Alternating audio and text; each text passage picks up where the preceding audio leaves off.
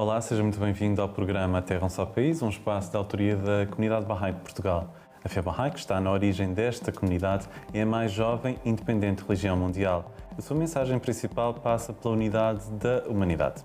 As religiões monoteístas falam sobretudo num Deus único.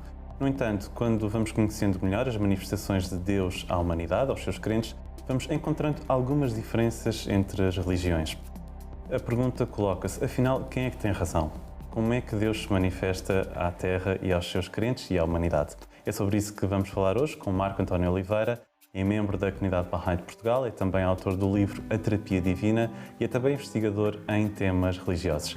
Marco, muito bem-vindo ao nosso programa. De facto, estas questões são legítimas. Falamos num Deus único, no entanto, falamos também em diferenças entre algumas religiões.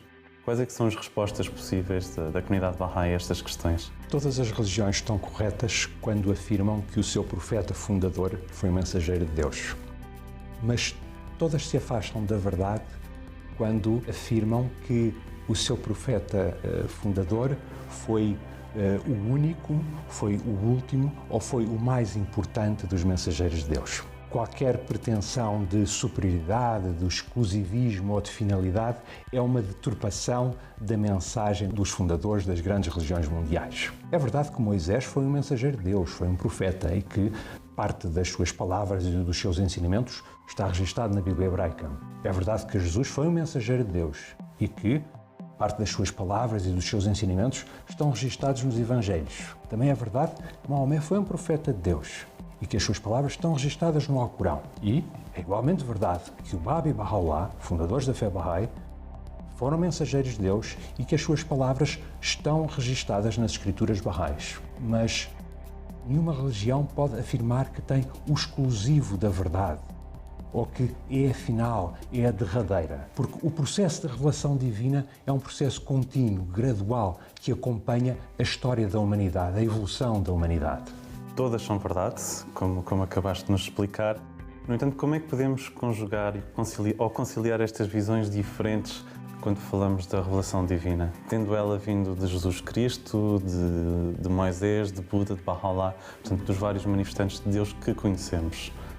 Ora bem, a revelação divina é um processo gradual, um processo em que Deus se vai revelando de acordo com a capacidade dos povos, para quem os seus profetas falam, e também de acordo com as suas necessidades. Isto é um pouco como na escola. Um aluno do 4º ano são-lhe ensinadas determinadas matérias e são expostas de uma determinada maneira, de acordo com a sua maturidade e as suas necessidades. E aquilo que lhe é ensinado e a forma como lhe é ensinado é diferente, por exemplo, no 8º ano ou no 12º ano. Não faz sentido nós dizermos que o único professor bom que eu tive era do 4º ano. Portanto, toda a gente deve ir estudar no 4º ano. Não faz sentido.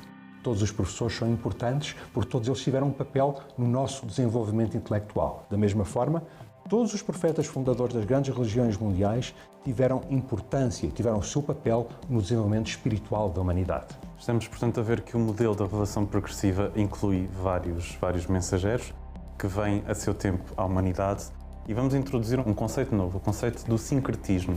Poderemos estar a cair nesta palavra, no sincretismo, falando de tantos mensageiros diferentes? Sim. Diferentes ou distintos? Certo. Essa pergunta faz sentido. Pode parecer que, ao aceitarmos tantos manifestantes, estamos a misturar os seus ensinamentos. Não. A fé Bahá'í não é uma mistura das religiões do passado. A fé Bahá'í tem as suas próprias leis, os seus próprios ensinamentos, as suas próprias instituições. E elas não são derivadas de nenhuma religião existente ou de nenhuma instituição religiosa existente. Elas foram reveladas pelo Bab e por Baha'u'lláh. E, portanto, a fé Bahá'í não é um sincretismo, não. Tu referiste há pouco, na tua intervenção inicial, a questão de algumas religiões poderem dizer que são superiores a outras. Como responder a um determinado crente, e não interessa qual de religião estamos a falar, que diga que a minha religião é superior à tua porque etc, etc. Se nós formos ver as escrituras das grandes religiões mundiais, nós percebemos que nenhum profeta disse mal de outro, ou denunciou o outro, ou acusou o outro. Entre os profetas fundadores das grandes religiões mundiais há sempre uma atitude de reverência, de respeito, de admiração. Veja-se, por exemplo, o que é que Jesus disse sobre Moisés. Veja-se, por exemplo, o que é que Maomé disse sobre Jesus e sobre Moisés. Ou, mais recentemente, o que é que Bab e Bahá'u'lláh disseram sobre Maomé, sobre Jesus, sobre Moisés. Há sempre uma atitude de louvor, de enorme respeito, de enorme reverência. E, portanto, essa afirmação de superioridade ou de exclusivismo de um profeta em relação ao outro é um dogma inventado por alguns seguidores das religiões. E nós vemos na história da humanidade quais têm sido os frutos dos dogmas religiosos. É o conflito, é a divisão, é a perseguição. É isso que nós queremos seguir?